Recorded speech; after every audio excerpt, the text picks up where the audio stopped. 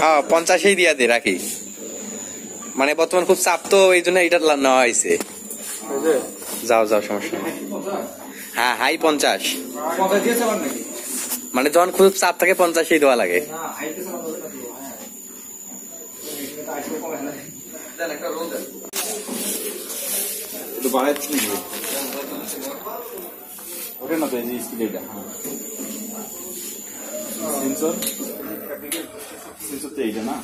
এই যে উপরেরটা ভাই। হ্যাঁ